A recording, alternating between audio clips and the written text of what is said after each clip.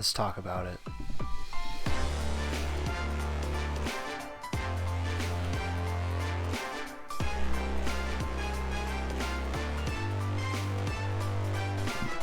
Welcome back to Timmy Talks. Today we'll be recapping the divisional matchup of the Chicago Bears and the Los Angeles Rams. The Chicago Bears season came to a dramatic end a couple days after the Sunday loss, and it still hurts to think about that this magical season, wonderful ride, this amazing team with its ups and downs, with its come from behind wins and close defeats, it's now over. Really thought with all the good fortune, all the plays, all the things that were going the Bears' way, you thought this was the year. You know, there's no dominant team, there's no Chiefs, there's no Tom Brady, there's no top tier. Without a doubt, this team's the best team. With all the luck, all the plays that had to be made, that were being made, all the things that were bouncing for the Bears, you thought maybe anything's possible any given Sunday. And this game against the Rams was no different. The defense came out and absolutely shut down this high-powered offense from the Rams. The cold weather definitely had an effect, but Dennis Allen had that defense playing lights out. Puka Nacua, Devontae Adams, where'd they go? They were shut down the whole game. Shout out Kyler Gordon, shout out Juwan Brisker, shout out that whole defense because they came out and performed. And if you told any Bears fan going into that game, hey, the Rams are only going to score 20 points, it's like, okay, bet. Bears are going to win this game.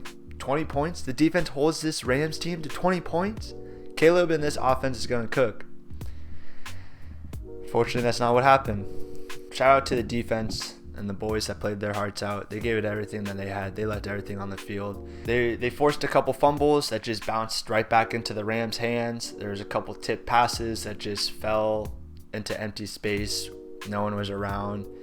The fortunate bounces that were going for the Bears throughout the season just didn't bounce their way this game. That's football. Now let's talk about the offense. The offense played well for the most part.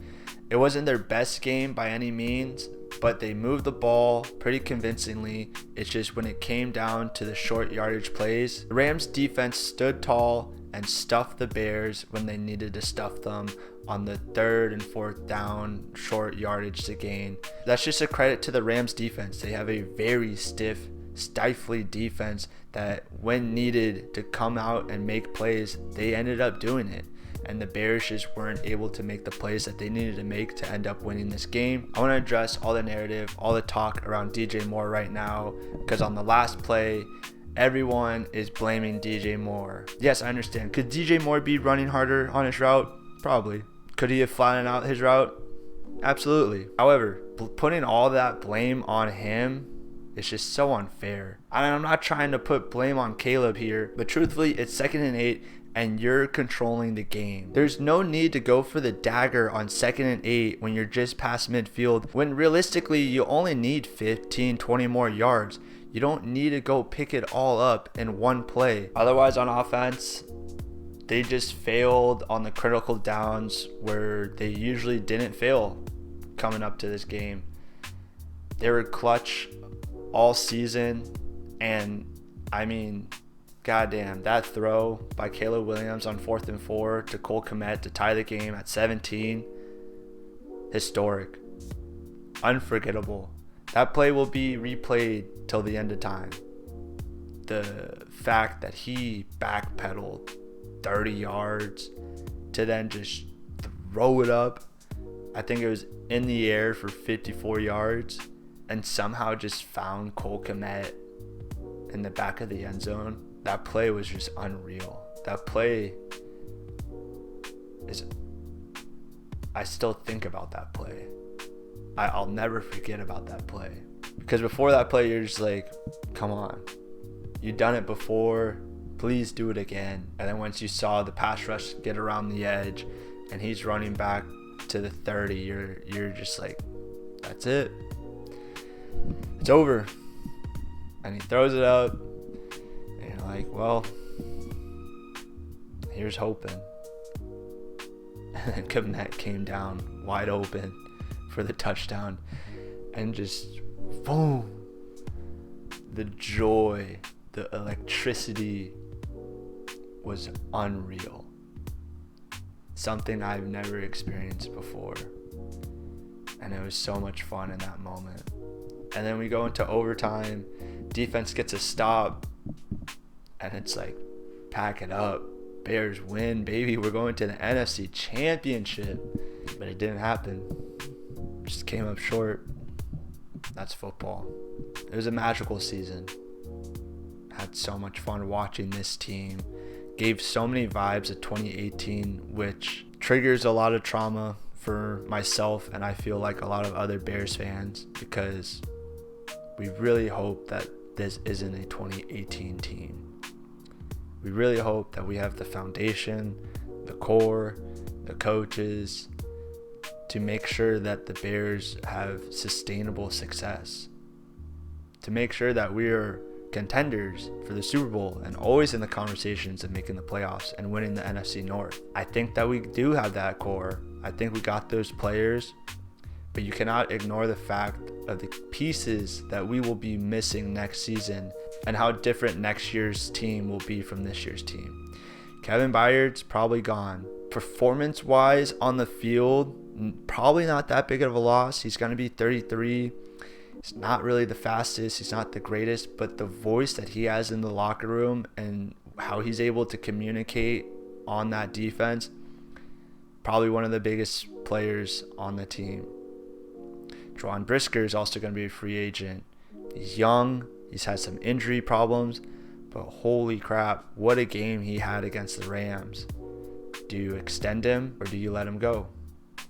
He kind of gives me a little bit of Eddie Jackson vibes, where he had an electric first 4 season, but after his second contract, injuries caught up to him, and he was never the same player. I don't think we'll extend him just due to his injury concerns. I think we'll let him test the market, and if he wants to sign a good friendly team deal with us to stay on the Bears, that's the only way I can see that we keep him. There's also a couple other free agents that we got to worry about. We'll talk about them later. Really soaking in this season, and what an amazing season it was. The fact that this team started the season 0-2. In week 1, utter collapse, giving up 21 points in the fourth quarter to JJ 9 McCarthy.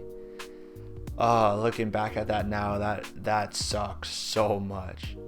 To then going into week 2 and getting freaking belt to ass by Dan Campbell and that Lions team, put up 52 points. After 2 weeks, you're just like, well, it was a rebuilding year. We're only going to win 6, maybe 9 wins. You never know.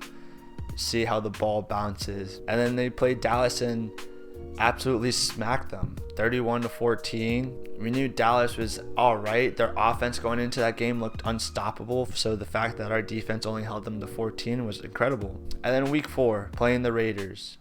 Both teams are 1-2, and Josh Blackwell saves the Bears season. Yes, saves. If Josh Blackwell doesn't block that field goal and the Raiders end up winning that game and the Bears slide to 1-3, they don't beat the Commanders next week by 1 point. I think they still beat the Saints and they still lose to the Ravens, but they don't come back and beat the Bengals like they did in that game. They probably don't come back and beat the Giants. And at that point, you only have 2 wins, and the narrative of this team is completely different. That's not the timeline we're in. Josh Blackwell does block that kick. And then we sign Jake Mooney off the practice squad, and he wins us the game against the Commanders by 1 point. And then we do beat the Saints. And then tough loss to the Ravens.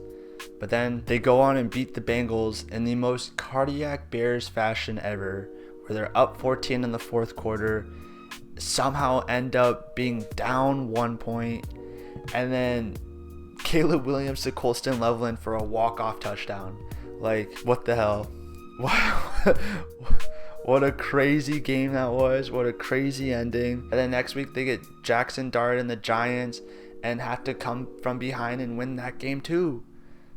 If Dark doesn't get hurt, I don't think they win that game, but he got concussed. And the Bears ended up winning that game. And then the next week they win on a game-winning field goal against the Vikings. They handily beat the Steelers. And then on Black Friday, the biggest test for the Bears so far this season, everyone's going into they're frauds. They haven't beaten anyone.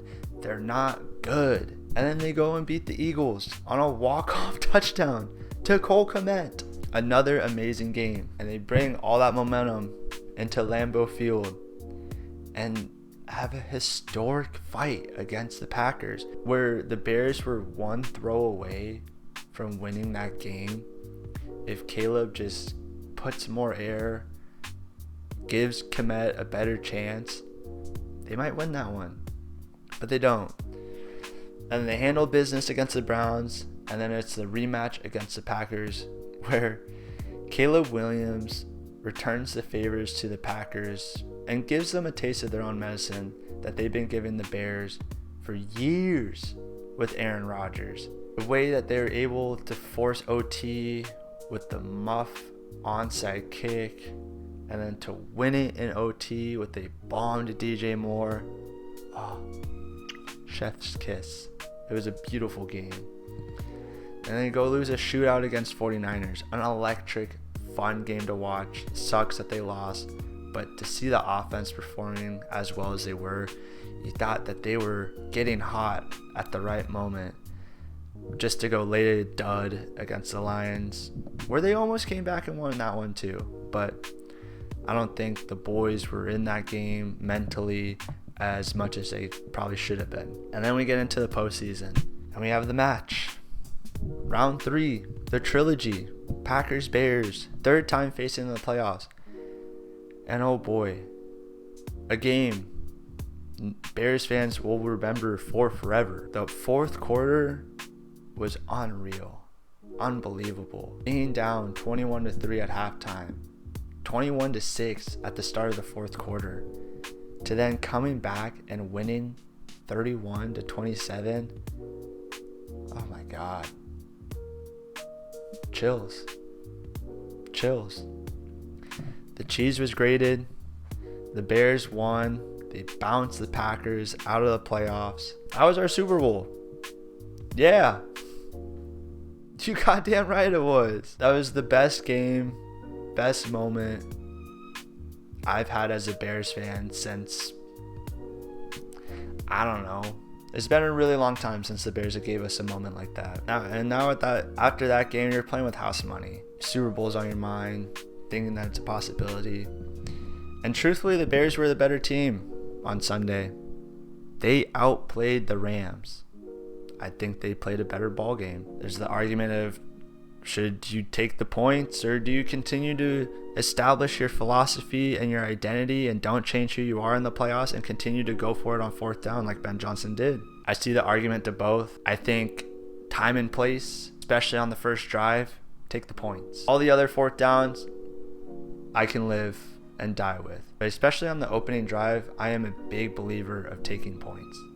I'm not Ben Johnson. And I don't make those decisions. His decisions, his philosophy is what got the Bears to the divisional round in the first place. You can't change who you are. You can't change what got you there in the first place. So I respect it. I love it. He has that killer instinct that makes the greats great. Sometimes it works, sometimes it doesn't. Kobe didn't hit every game-winning shot. LeBron didn't hit every game-winning shot. Michael Jordan didn't hit every game-winning shot. But they always had the intention to go for the kill. Can't teach someone that killer instinct. You either have it or you don't. And I love that our head coach and our quarterback has those killer instincts, and that they're going to have years to build that relationship and to finally end up on top. It's going to happen. It's going to happen. You can tell just from their press conferences how badly both Ben Johnson and Caleb Williams want to win. And if you got that with your head coach and QB, they're probably going to win a lot of games in this league, especially with the talent that they both possess. Best believe it. Bears won the NFC North for the first time since 2018. And Ryan Poles has finally fulfilled the prophecy that he set back in his introduction press conference. Now, is he going to keep that promise? We'll see. We won the North, step one down, and now to never give it back, that's a harder task to do. Schedule next year is going to be extremely difficult with the first place schedule. Looking at it right now, it's going to be tough. But I believe in this team. I believe in Ben Johnson. I believe in Caleb Williams. I believe in the core pieces that they got. I believe in Ryan Poles and his ability to build a better roster, because defense is going to be the main focus. But there's also offensive pieces that we're going to have to replace. I believe Ryan Poles, Ben Johnson, Dennis Allen, those three, and everyone else in that building, because they got a taste. We all got a little taste of success. And there's no way that they're going to let that slip and just be another one-year wonder. I'm looking forward to next season. Haven't said that in a really long time. Bears are back, baby. Best believe it. Glad that you got us now, because you won't be getting us in the future. Thank you all so much for watching. If you made it this far, please leave a like, comment, and subscribe. And as always, Bear down, Chicago Bears.